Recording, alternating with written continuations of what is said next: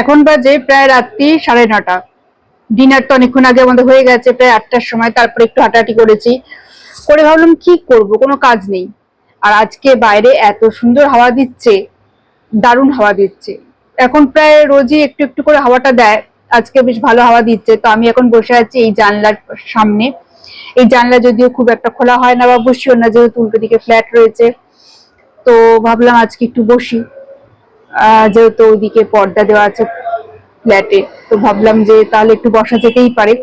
আর এখান থেকে তো বাইরেটাও খুব সুন্দর দেখা যায়, আপনাদের একবার দেখাই সেটাও।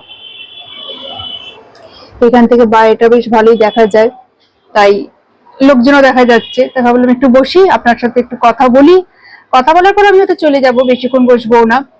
তো আর মনটা আজকে একটু খারাপ একটা বিষয় নিয়ে, তাই মনটা ভালো করার জন্য একটু কথা বলি। আর একটু বাইরেটা যেহেতু ঠান্ডা হাওয়া দিচ্ছে, এখানে বসলে একটু হাওয়াও পাবো, মনটাও ভালো লাগবে। আর কালকে তো অন্নপূর্ণা পুজো গেছে, আমাদের বাড়ির সামনে যেহেতু গঙ্গা, প্রচুর ঠাকুর যাচ্ছে।